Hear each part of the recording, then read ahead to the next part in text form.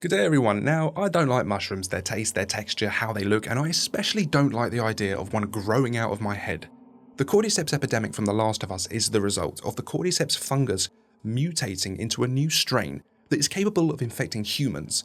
Lacking any form of cure or treatment, civilization fell apart in just a few days. This is Mike, and he will be our test subject today as we discover the horrors of the Cordyceps brain infection. Thank you, Mike.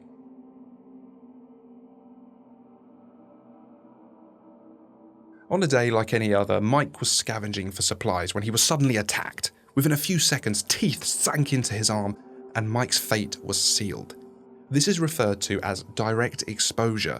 Alternatively, Mike could breathe in fungal spores from the air. This is referred to as indirect exposure. The Cordyceps fungal spores are released from the corpses of the dead infected. Even after death, the fungus will consume what is left of the corpse of the host and grow into a fruiting body of fungal growth. Once it hits maturity, it will begin releasing spores into the air to infect others. Mike has now been exposed to the Cordyceps. The spores will now travel in his bloodstream to his brain and take root. A network of fungal threads will begin to grow throughout Mike's brain. Over just a couple of days, Mike will lose the majority of his higher brain functions. Mike's memories will begin to fade and his motor functions will become hijacked. At this point, Mike becomes a runner.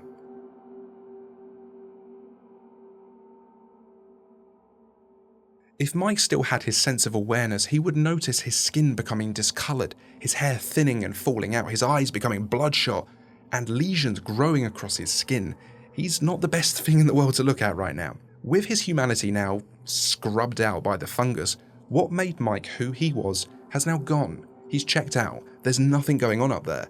He retains only the basic human functions in which to keep himself alive, such as breathing, shitting, and eating. The Cordyceps fungus has now won the battle for Mike's body, and will now begin pumping what is left of the brain full of chemicals so that it may complete its primary mission to spread the infection. Now, for the most part, Mike just sort of stands around with his fellow infected, crying and moaning and wallowing in self-pity as the fungus ravages him and continues to grow and spread through his body. However, if Mike becomes aware of or is attacked by or startled by anyone who is not infected, then it's game on. He will actively pursue his target, displaying impressive speed and agility and determination as he does so. Mike could fall off a ledge, be shot, punched, stabbed, and as long as he is still alive, he will still attack his prey. Once Mike catches his prey, it's dinner time. Even if Mike fails to kill the prey, a single bite will accomplish the goal of transmitting the infection, so the Cordyceps still win.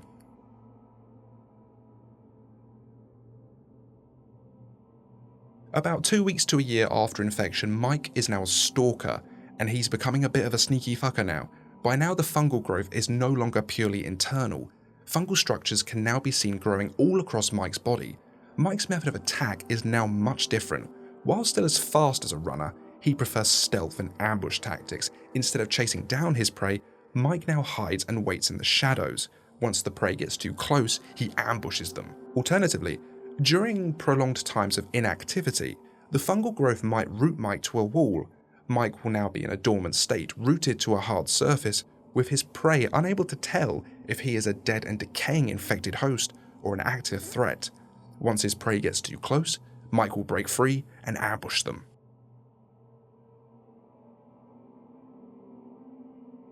Mike is now a clicker. Large swathes of fungal tissue cover most of his body. Mike has gone into his skill tree and traded in his ability to see and exchanged it for increased strength and protection. As a bonus perk, Mike now uses a primitive form of echolocation to map his environment. He will make clicking sounds, and the time it takes for the echo to return to him is transformed into a mental map of his immediate environment. This information allows him to effectively see via sound. The large growth sprouting out from his skull act as sort of like a megaphone and a receiver. This means that any prey directly in front of Mike is at a far greater risk of detection than those at Mike's side or rear. Mike's echolocation is a bit shit. When it comes to distance though, it does only have a limited range and it becomes ineffective after just a few meters.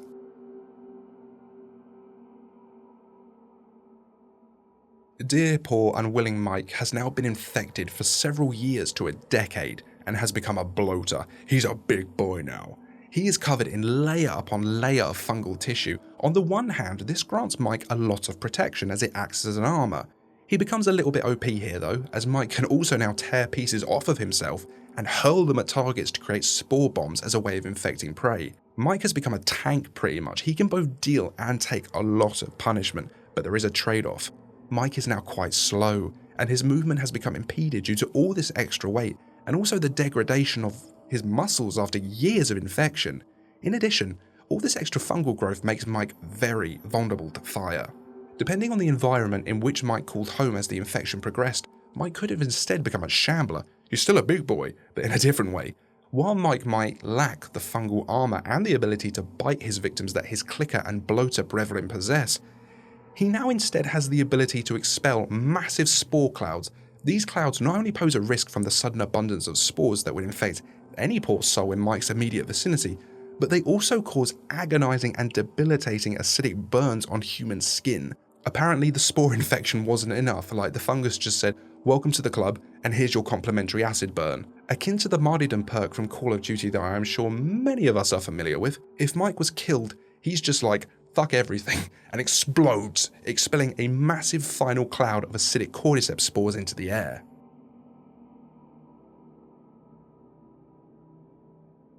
And as the years turn into decades, Mike may go down one of two routes. The first is that the infection finally killed Mike. Mike then collapses to the ground and the infection grows through what is left of him, flowering into a massive fungal growth that releases more spores into the environment. This effectively completes the circle of life for the Cordyceps brain infection.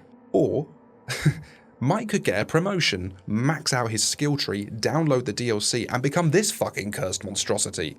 In this case, Mike may begin to fuse with other infected subjects, creating a massive, extremely formidable construction of multiple infected subjects. The conditions around this formation are quite specific and would require Mike to be in near constant physical contact with another infected for so long that the fungal growths grow through one another.